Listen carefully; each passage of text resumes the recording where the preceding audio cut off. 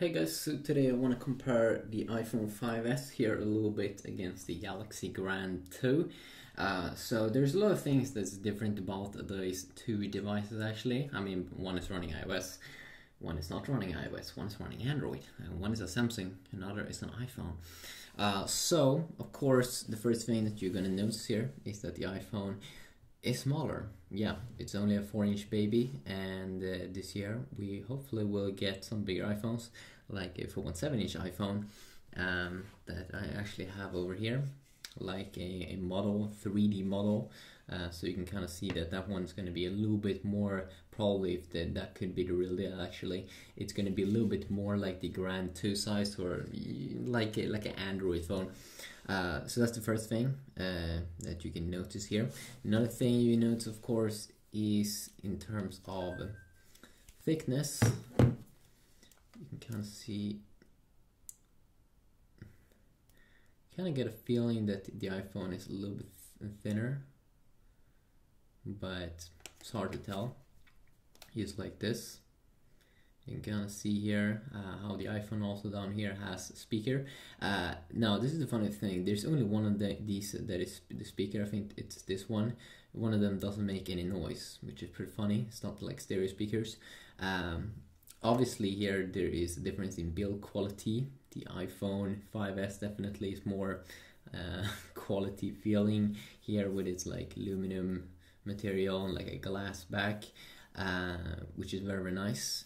This one actually, it's not that bad. I mean, if to be a Samsung phone, it's really not that bad because it has a leather back, kind of fox leather, I think it is. This is a material that I think that Samsung didn't use on the Galaxy S5, just because that it was going to be water resistant. So this probably would damage it, perhaps. It still feels a little bit cheap though here compared to an iPhone, because it's plastic around the sides. So the Galaxy Grand 2 features a TFT 5.25-inch screen instead of only a 4-inch screen. So you can kind of see when I hold the iPhone here how big it is. And this one is definitely bigger, but has a good button layout with the power button here on the side. So very, very easy to get access to. Maybe that they should have moved down these buttons a step down. I think that could have been nice. Of course, we have some other cool things here about the iPhone with a Touch ID sensor, so you can read your fingerprint and basically unlock your phone with that. You can do that on your Galaxy devices, but you can't do that with the Galaxy Grand 2. So you have your normal power button and back key and a menu key. So this one also features a 720p display versus Apple's 640x1136 resolution. Overall, the iPhone display seems to be more, of course, in quality, just because, I mean, first of all, it's a more expensive device. Samsung didn't put their best display on the Galaxy Grand 2. Definitely not.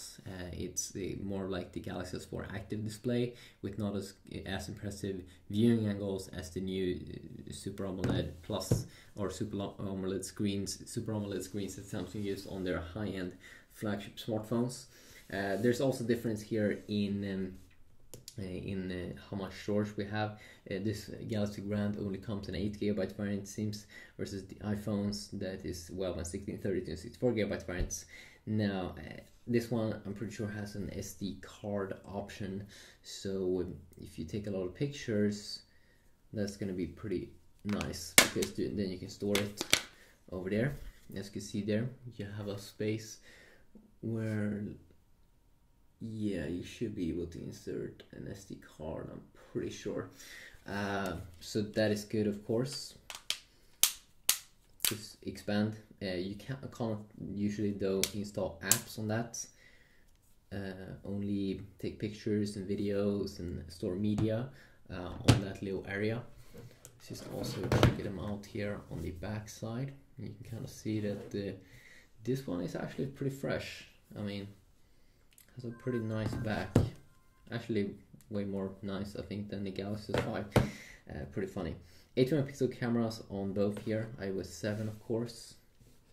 and we might be getting iOS 8 here in the near future, but this camera is just super quick and very simplistic with iOS, of course. So you have different modes here: camera mode, video mode. If you want to have some quick filters, that's also available.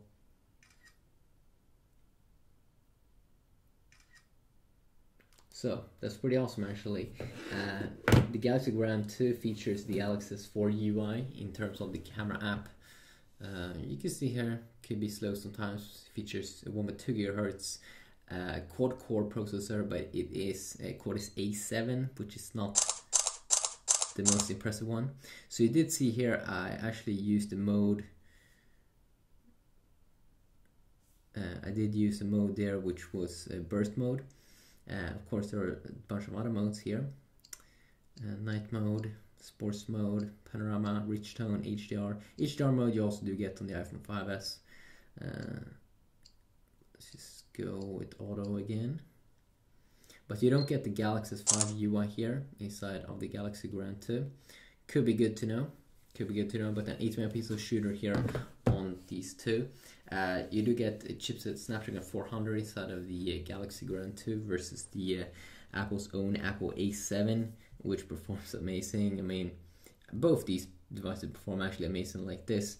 Just because iOS is such a simplistic UI and Apple controls the experience a lot, it rarely slows down. And this one also features a dual core 1.3 GHz processor, very quality one, which is just, it runs awesome. The Galaxy Gram 2 is, the quad core is not that great inside of it. I mean, it's not that great. I'd rather pick up like the Galaxy S4 Minis 1.7 GHz dual core great processor instead. Adreno 304 GPU, so you can play games like Asphalt and many other like Modern Combat pretty okay, but GTA runs not that well. Versus the iPhone, which actually has an amazing experience with all kinds of games here, and of course it's the latest iPhone, so it obviously performs really nice with the PowerVR G6430 GPU, I think it is being called, which is quite nice. The iPhone only here though has 1560 milliamps versus 2600 milliamp battery, so almost twice the battery power inside of and this Android smartphone. But then again, usually Android takes a little bit more battery, but still, overall you're probably gonna get a better battery experience. You have some very nice quick toggles here inside of the TouchWiz UI here from Samsung, and a quick little brightness slider. Small things like that I definitely do enjoy. But then again, I mean, iOS looks pretty swag here. It looks pretty fresh, I gotta say. But something that I don't really like the iPhone because it's still super small. I can't wait. I don't even enjoy playing games on a small display like that. We could see some interesting stuff though here in the future if we're gonna see new iPhones with bigger sizes, like Apple finally coming back into 2012 at least. That could be nice. So yeah, just a quick little overall look video. Thought that could be fun to do. Peace out.